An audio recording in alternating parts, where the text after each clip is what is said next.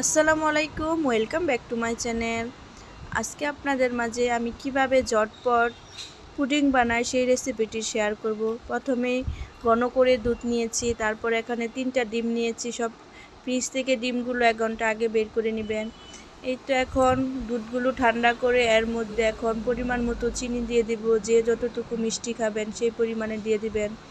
এই তো চিনি দিয়ে ভালোভাবে সব কিছু একসাথে মিশিয়ে নিয়েছি। এখন দুধ আর ডিম সব কিছু একসাথে মিশিয়ে নিব। মিশিয়ে নিয়ে সব কিছু ভালোভাবে একসাথে আবারও মিশিয়ে নিব। আসলে রমজান মাসে সন্ধ্যায় ঠান্ডা কিছু খেলে ইফতারিতে ভালো লাগে, তাই আজকে পুডিং বানিয়ে ফেললাম। আমি ঝটপট এভাবেই পুডিং বানাই। এখন ক্যারামেল তৈরি করে নিব। এই বাটিতে এখন অল্প পরিমাণে চিনি নিয়ে নিচ্ছি, 2 টেবিল চামচ। এখন চিনি দিয়ে এখন এই যে চুলাতে বসিয়ে দিলাম। অল্প জাল দিয়ে এখন এই ক্যারামেলটা তৈরি করে নিব। এই তো দেখেন আমার ক্যারামেলটা তৈরি হয়ে গেছে। এখন ক্যারামেলটা সেট হতে দিব, 2 মিনিট রেখে দিব এভাবে। এই তো আমার ক্যারামেলটা সেট হয়ে গেছে। এখন এই যে দুধগুলো সব কিছু একসাথে ভালোভাবে মিশিয়ে নিব। দেখেন ক্যারামেলের কালারটা কত সুন্দর এসেছে। এখন সব সেট হয়ে গেছে, একটু নড়ে নাই। এখন আমি দুধগুলো ভালোভাবে ছেঁকে ক্যারামেলের সাথে একসাথে সব কিছু মিশিয়ে নিব।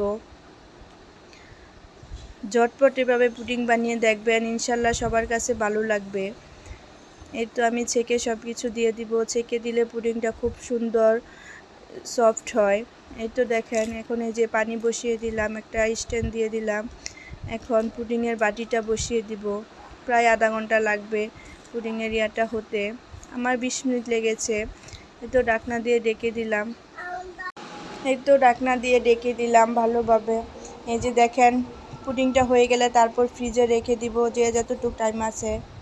আমি প্রায় 3 ঘন্টা রেখেছিলাম। আসলে পুডিং ঠান্ডা খেতেই ভালো লাগে। এই তো এখন দেখেন ঢেলে নিচ্ছি, কতটা সুন্দর হয়েছে। মাশাল্লাহ মাশাল্লাহ, এই যে পারফেক্ট পুডিং, একদম একটুও ফেটে নাই।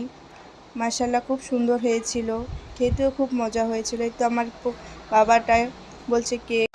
মাশাল্লাহ অনেক সুন্দর হয়েছিল কেকটা। আমার বাবাটা মনে করছে এটা কেক, তাই তাকে দিলাম কাটতে, সেই কাটছে সুন্দর করে। এই তো দেখেন অনেক সুন্দর হয়েছিল মাশাল্লাহ পুডিংটা খেতে।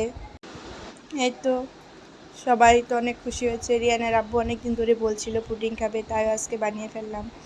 মাশাল্লাহ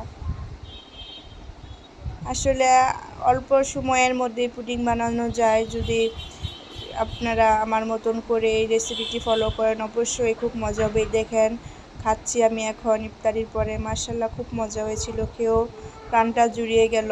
কষ্টের ফল মিষ্টি হয়, তাই শুনলাম মুরব্বির কাছে, আসলে তাই। এই তো দেখেন খাচ্ছি, ভিতরে কত সফট হয়েছে আর খুব মজা হয়েছিল। এই তো আমি খাচ্ছি একা একা বসে, রিহানের আব্বু খাচ্ছে। আসসালামু আলাইকুম।